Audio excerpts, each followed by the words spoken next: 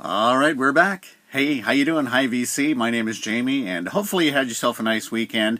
Today it's nice and sunny, but still pretty chilly. But thankfully, we didn't get any snow over the weekend, so that's good news. But it's still pretty chilly, just saying. So got some more vinyl, of course, for you on this edition. These are, again, recent acquisitions and just stuff I've been listening to. Picked this one up. I was thrilled to get the second studio album from the band UK. This is featuring John Wetton, who would later go on to form Asia. They put out just a few albums in the 70s along with a live album. This is their second album called Danger Money. And this came out in 1979. And already changes to the band with regards to their second album. Alan Holdsworth and Bill Bruford left after the first album. So on this one we've got John Wetton, Eddie Johnson, and then Terry Bozzio on drums. And Terry Bozzio played with Frank Zappa. So they went from a 4-piece to a 3-piece. I really do like this second album. I think Eddie Jobson's violin comes out a little bit more. And interesting when you're listening to the song Nothing to Lose, which I think was a single from this album. This is on side 2. Nothing to Lose easily could have been on the first Asia album. So you can see a little bit where the direction was going with regards to this band. And yeah, again, John Wetton, Eddie Jobson, Terry Bozzio, 3 terrific musicians. Cover designed by Hypnosis. Hypnosis did a number of the Pink Floyd album covers. But yeah, this was on Polydor. And nice to see that the lyrics included and on Polydor label. So yeah, I'm pleased that I've got both UK studio albums on vinyl. Really nice. Great players in this band.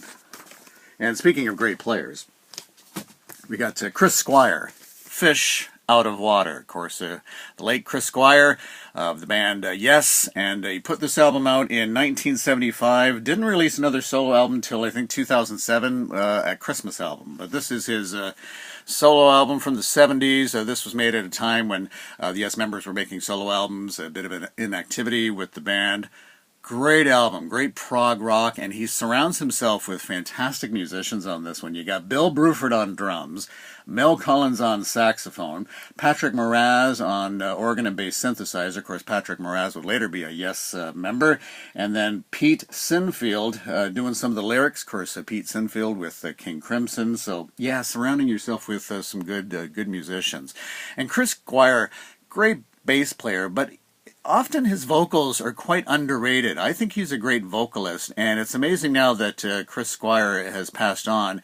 What a contribution he made to Yes with regards to that vocal mix. I mean, yes, John Anderson, great vocals, but when then you get Chris Squire in the mix, it's really that sound of Yes, right through to Fly From Here with Benoit David on lead vocals. You still get the Chris Squire mix, and then right through to the album Heaven and Earth, or Heaven or Earth, and with John Davison on the lead vocals, but again with that Chris Squire mix in the vocals, and it's missed, I think, from the band, but of course a phenomenal bass player, and a really nice package overall. This is a Canadian pressing,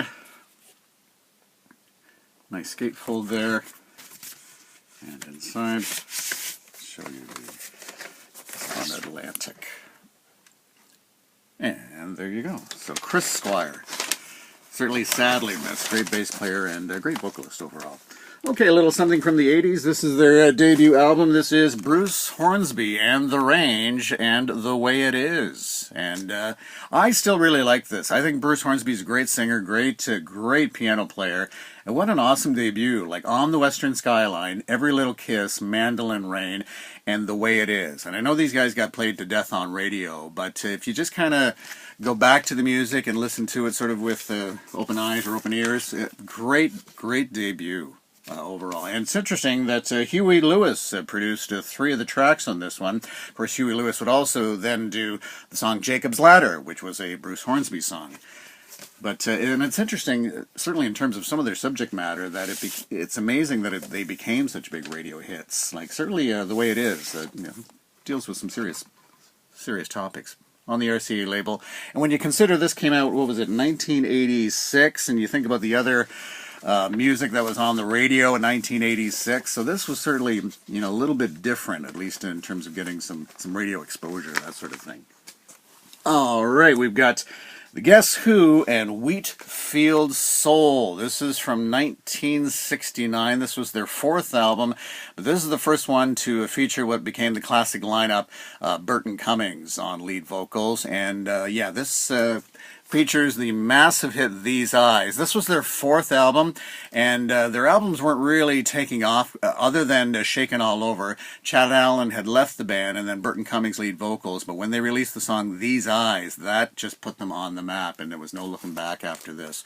But this is really a great album. This is really like psychedelic pop.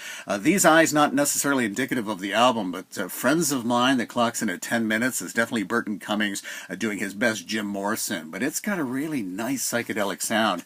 And I know Steve Carlson from the vinyl community on his YouTube channel has been picking up some Guess Who albums. He's been a little disappointed with the sort of mid-70s stuff, and I think he was looking for this one. And Steve, I would highly recommend you pick this one up. I don't think you will be disappointed.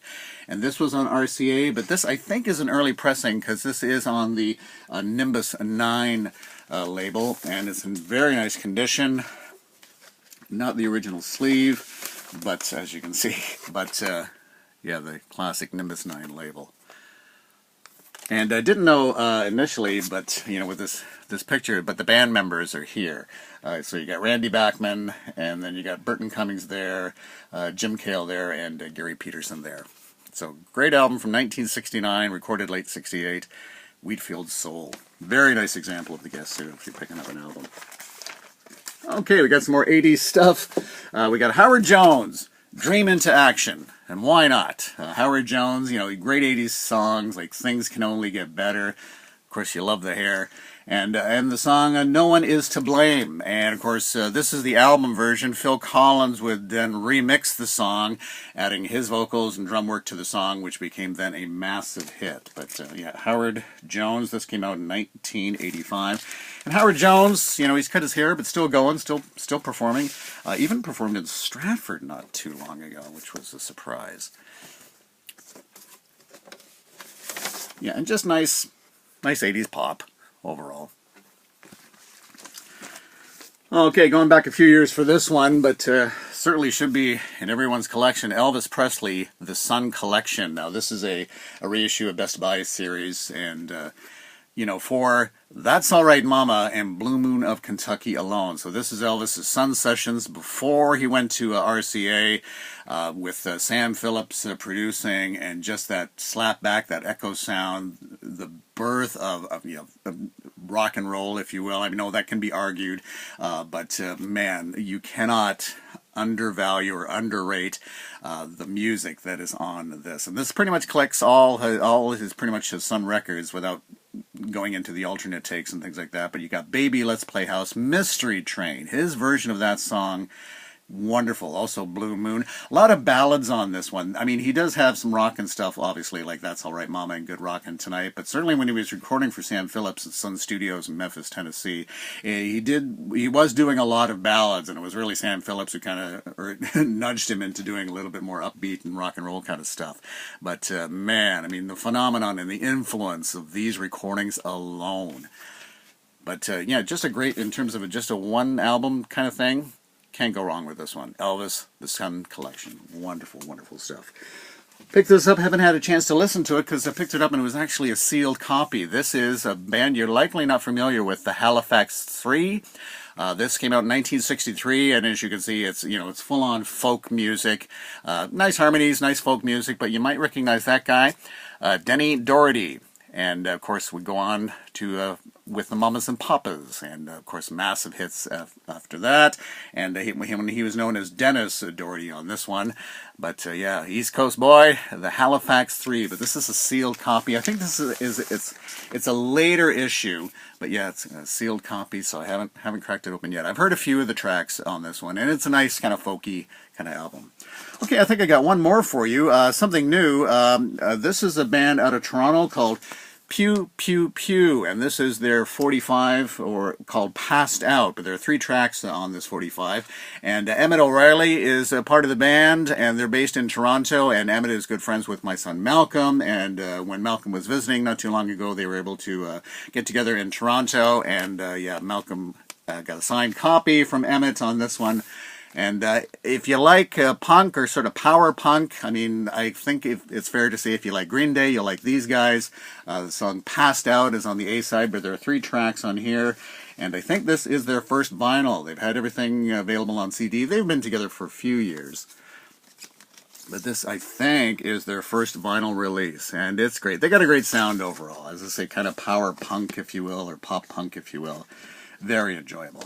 Okay, so that's going to wrap it up for this one. Thanks for dropping by, and we'll chat again real soon. And hit like and subscribe if you can. Bye-bye.